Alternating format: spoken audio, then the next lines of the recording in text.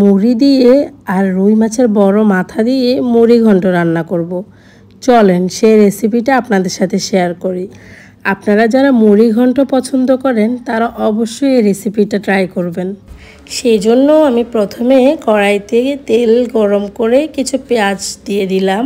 তারপর পেঁয়াজগুলো বাদামি কালার করে নিচ্ছি। দিয়ে দিলাম 2টা তেজপাতা, দিয়ে দিলাম একটু পেঁয়াজ বাটা, তারপর দিয়ে দিচ্ছি রসুন বাটা, তারপর দিয়ে দিলাম অল্প জিরে বাটা, তারপর এটা হালকা একটু কষিয়ে নিয়ে দিয়ে দিলাম গরম মশলার গুঁড়া, হলুদের গুঁড়া, অল্প মরিচের গুঁড়া, ধনিয়া গুঁড়া, স্বাদ মতো লবণ দিয়ে ভালোভাবে একটু এটা কষিয়ে নিব।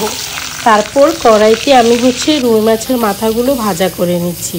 একটু ভাজা করে নিলে ভালো, আর ভাজা না করলেও কোনো সমস্যা নেই, আপনারা এমনিও ব্যবহার করতে পারবেন। তারপর ভালোভাবে মাছগুলো কষিয়ে একদম ভেঙে চুরে নিব। একটু ভাঙা ভাঙা হয়ে গেলে খেতে অনেক বেশি মজা হয়, ভিতরে মনে হয় যে সব কিছু ঢুকে। তারপর আমি এখানে কিছু মুগ ডাল হালকা ভেজে ভিজিয়ে রাখছিলাম, এখন ধুয়ে সেটা দিয়ে দিলাম। এখন ভাবতেছেন সব কিছু দেওয়া হয়েছে, কিন্তু মুড়ি কোথায়? আসলে ছোটোবেলা থেকে যখন মুড়ি ঘন্ট নামটা শুনতাম তখন আমি ভাবতাম যে এটা মনে হয় মুড়ি দিয়েই রান্না করে। তো সেই জন্য আজকে আপনাদেরকেও কনফিউজড করে ফেললাম যে আমিও মুড়ি দিয়ে মুড়ি ঘন্ট রান্না করতেছি। আসলে মুড়ি ঘন্টর মধ্যে মুড়ির কোনো ছিটে পোটাও নাই, তারপরেও এটার নাম হচ্ছে মুড়ি ঘন্ট।